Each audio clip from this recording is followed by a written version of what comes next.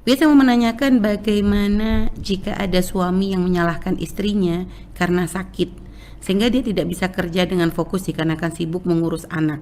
Dan saya sakit sudah lama, sakit di rumah orang tua saya. Dan saya dipulangkan oleh pihak suami dikarenakan takut menularkan ke anak saya. Dan setelah saya pulang ke rumah ke rumah orang tua, suami jarang menengok, hanya sebatas telepon menunjukkan aktivitas anak saya saja. Terkadang omongannya tuh selalu memarahi saya jika saya menasehati. Sebagai istri kadang bingung. Saya disuruh pulang oleh pihak suami, tapi saya disuruh pulang ke rumah orang tua oleh pihak suami, tapi ketika dia capek mengurus anak, dia selalu menyalahkan sakit saya. Bagaimana Buya? Dan Sakitnya apa, nggak ada? tidak disebutkan sakitnya Buya. Mohon tanggapan Buya seperti itu, bagaimana perilaku suami itu? Wahai para suami dan wahai istri, orang sakit itu bukan kemauan dia.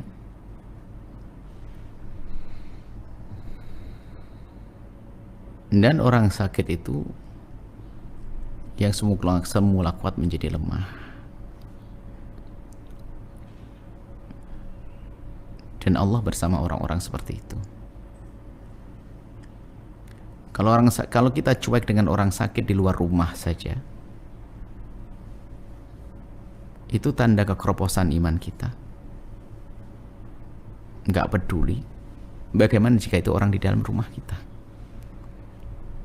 Apalagi yang sakit adalah suami atau istri. Mestinya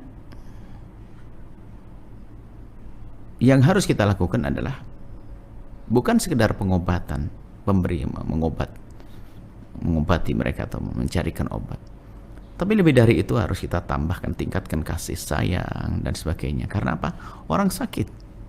Sampai Allah dalam hadis qudsi berfirman, "Abdi maritu falam ta'udni." Mengingatkan hamba, dulu aku sakit, kenapa? Aku sakit kok tidak kau kunjungi aku, Allah berfirman. Seorang hamba berkata, "Ya Allah, bagaimana engkau sakit? Engkau bukankah engkau Tuhan semesta alam?" Iya, maksudku. Nah, Allah menjelaskan, aku di sini Allah memang. Cuman maksudnya apa? Ada fulan sakit, seorang hambaku sakit, kau biarkan dia. Coba kau perhatikan dia, niscaya kau akan menemukan aku bersamanya. Maksudnya apa? Rahmat Allah. Artinya orang sakit dengan segala keberkahan. Maka kami ingatkan kepada semua keluarga, kalau di rumahmu ada orang sakit, sebetulnya kalau Anda faham, akan dibuka pintu kebaikan yang banyak melalui orang sakit ini. Biarpun kita nggak boleh cari sakit. Artinya apa? Biar orang yang sehat ini adalah peduli. Ambil keberkahan. Berlomba-lomba. Kalau mungkin seorang adik yang sakit, kakak berlomba untuk, apalagi ini seorang istri, ibu daripada anak-anaknya. Itu kan hidup model siapa yang habis mandi sepah dibuang, waktu masih sehat di giliran sakit kemudian. Bukan begitu cara hidup umat Islam itu. Islam nggak ngajari semacam itu.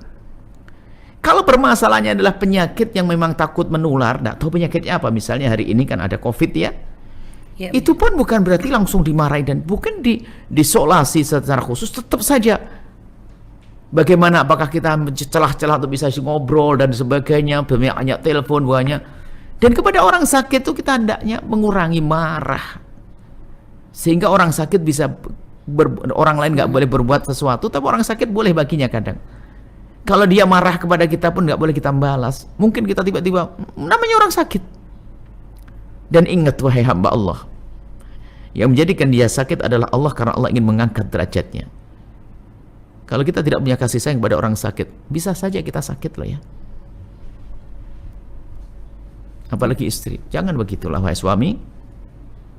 Istrimu sampai dimarah-marahi dan sebagainya. Cuman ya gini, ada hal lain lagi ya. Ada seorang suami itu memang, ini masalah caper ya. Orang suami itu sehingga dengan sakit istri itu sudah menjadi apa namanya? Akhirnya kadang istri itu sakit beneran atau tidak. Sehingga capernya istri kadang caper dengan gaya sakit ada. Capernya sakit. Jadi kan dia sakit, tidak tahu benar enggaknya, sampai suami itu bingung. Sampai seorang suami ngomong, setiap aku ngomong sakit, pasti dia punya sakit tandingan. Sampai bingung. Setiap saya ngomong sakit, saya juga begini. Saya bingung. Sampai suami ngomong, lebih baik saya tidak ngadu kepada istri saya. Padahal saya hanya cerita pada istri saya. Pasti ngomong, saya juga begini. Ini apa kok jor-joran sakit itu?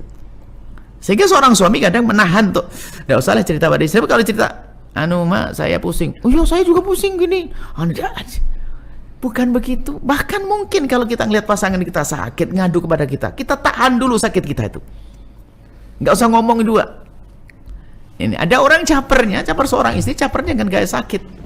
Sehingga kan ada seorang psikolog ngomong ada seorang istri tiba-tiba sakit, suaminya bingung dan sebagainya. Ya, rupanya dicermati, oh Pak, dia cari perhatian saja karena dia tidak cerdas. Ya. Cari perhatian kan mestinya dengan pengabdian yang bagus, pelayanan yang bagus.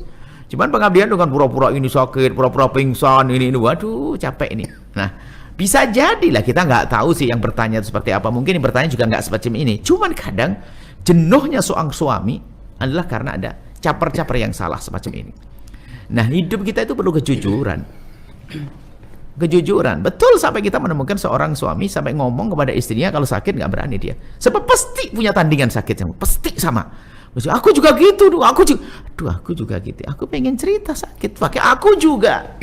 Ini adalah hal yang tidak boleh berlaku pada siapapun. Kalau ada istri ngadu sakit, oh Masya Allah, perhatikan dulu, nggak usah aku juga gini atau sebaliknya.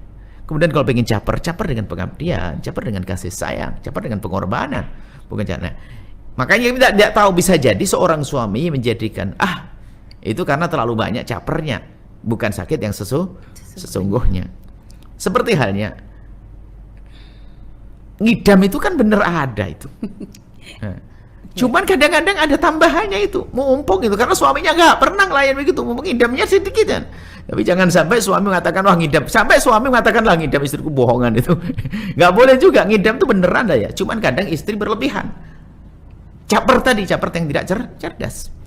Nah ini mohon maaf, kita tidak ngerti kenapa kok suami sampai seperti itu. Itu sifatnya kan kami menyelesaikan dengan berandai-andai saja. Tapi kalau ada suami lihat istri sakit itu kurang ajar, dia ini dolim kurang ajar itu, tidak benar itu suami. Tapi kita perlu juga melacak kenapa kok sampai suami semacam itu.